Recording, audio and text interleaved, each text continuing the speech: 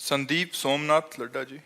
महाराज कोटि कोटि। श्री हरिवंश महाराज जी। महाराज जी, रामचरितमानस जी में रामचंद्र जी के रंग का वर्णन नील सरोरुहूं श्याम तरुण अरुण बारिज नयन करहूं सो मम उर धाम सदा क्षीर सागर शयन। महाराज जी, और कई जगह पर घन श्याम तथा नील वर्ण आया। इस तरह कृष्ण ठाकुर जी का रंग का वर्णन देखो ठाकुर जी के जो श्रीअंग का श्याम घन है वो प्रकृति में है ही नहीं, केवल उदाहरण मात्र दिया गया है।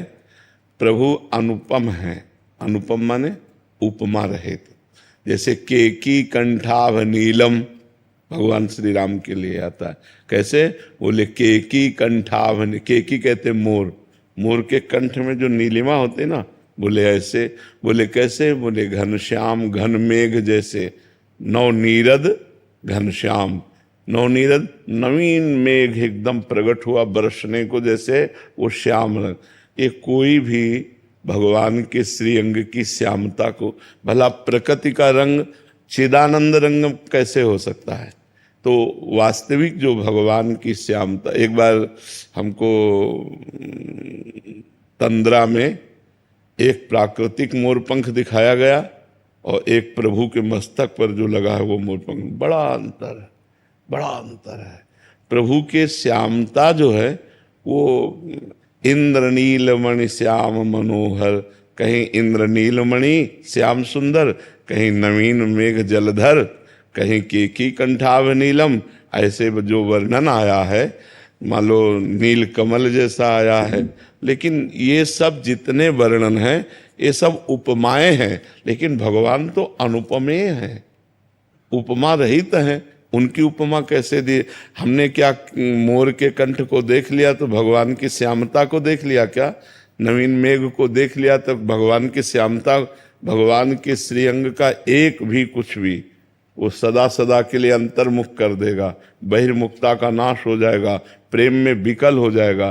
तो ये सब जितने उदाहरण दिए गए हैं ये सब ऐसे दिए गए हैं जैसे चंद्रमा वृक्ष की डाल के ऊपर एक हाथ देखो, डाल से एक हाथ देखो दिखाई दे रहा है, तो क्या डाल के एक हाथ ऊपर चंद्रमा है?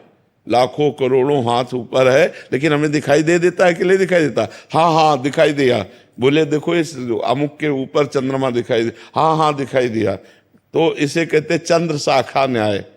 तो हम भगवान की उपमा देते कि लगभग लगभग ऐसे होंगे, हम भावना कर सके।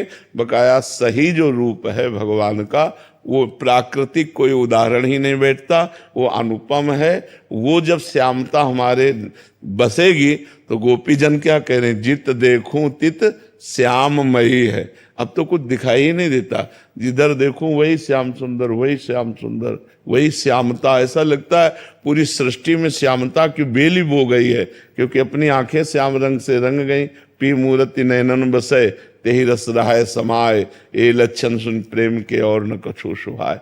प्रीतम की मूर्ति बस गई। अब वो श्यामता, वो गोरापन प्रकृति में नहीं है जो प्यारी जू और प्यारे जू में है, जो राम जू और सिया जू में है।